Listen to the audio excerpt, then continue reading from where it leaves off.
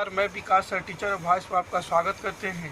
आज हम लोग मॉडल एक्टिविटी टास्क क्लास 8 का पर्यावरण और विज्ञान को पेपर सॉल्व करेंगे जो सितंबर मास में मिला है। आइए पहला प्रश्न देखते हैं। बहुविकल्पिक प्रश्न है।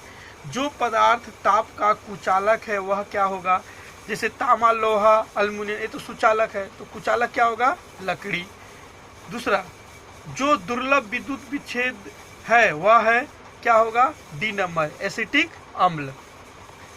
एक कथन में मधुमक्खी के जीवन चक्र का सही क्रम क्या होगा? सी होगा, अंडा, लार्वा, प्यूपा, पुराण। 2 नंबर प्रश्न देखेंगे। रिक्त स्थानों की पूर्ति करो। किसी ठोस उत्प्रेरक को पूर्ण बनाने पर उसके पृष्ठतल का क्षेत्रफल बढ़ जाता है। दूसरा होगा डैश, वायु का कंपन ही वज्रपात के समय ध्वनि उत्पन्न करता है।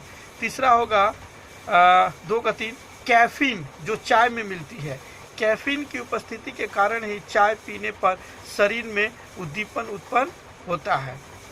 अब आइए 3 का 1, जल में अमोनिया क्लोराइड के घोल पर यह ऊष्मा शोषक परिवर्तन है, कैसे समझेंगे? तो आइए देखिए, हमने लिख दिया इसको बहुत बढ़िया ढंग से, इसको देख लेंगे हम लोग। ये पहले है, इसका फॉर्मूला बना लेंगे, लिखेंगे। नौसाद में हिंदी नाम है। अमोनिया क्लोराइड जल में डालने से यह जल में घुल जाता है और जल ठंडा हो जाता है, क्योंकि यह ऊष्मा का शोषण होता है, अतः यह घोल ऊष्मा शोषी भौतिक परिवर्तन है। अब देखेंगे प्रश्न नंबर 2, क्षय रोग के क्या लक्षण हैं? क्षय रोग के क्या लक्षण हैं? तो इसको हम लोग देखेंगे, हम लिख दिया है। क्षय रोग के निम्नलिखित लक्षण हैं। पहला पॉइंट टू पॉइंट लिखेंगे। 1 नंबर, 3 या अधिक सप्ताह के लिए खांसी। दूसरा, खून या बलगम खांसी में आना। सिर में दर्द या खांसी लेने या सांस लेने के साथ दर्द। थकान और तथा बुखार। रात में पसीना, ठंड लगना। ये क्षय रोग के लक्षण हैं। अब देखेंगे 4 का 1, किसी तरल वाष्पीभवन की दर किन किन कारकों पर निर्भर करता है? तो इसको भी हम लोग क्या करेंगे, पॉइंट टू पॉइंट यहाँ पर हम लोग देख लेंगे।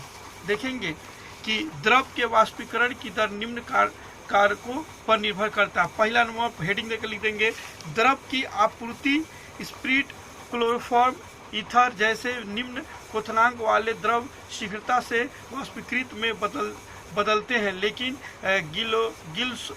गिल सरोल, जल, पारा जैसे उच्च क्वथनांक वाले द्रव जल से वाष्पीकृत नहीं होते हैं। 2 नंबर, द्रव का तापक्रम।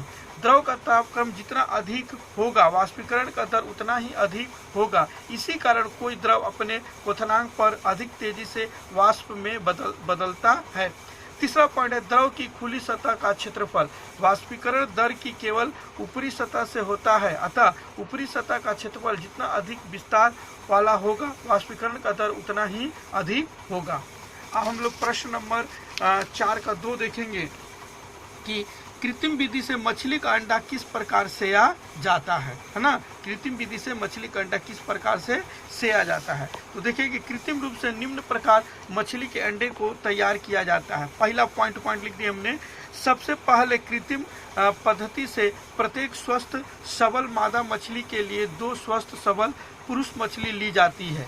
दूसरा नंबर पॉइंट देखेंगे, मछलियों के सिर में मनुष्य के सिर की भांति एक पिट्यूटरी ग्रंथि होती है। इसी बीच पिट्यूटरी ग्रंथि का नमूना लेकर उन चुनी गई मछलियों को इंजेक्शन किया जाता है। पुरुष और मादा मछलियों में से किसे कितनी बार या इंजेक्शन दिया जाए, इसका एक निर्दिष्ट नियम है। धन्यवाद।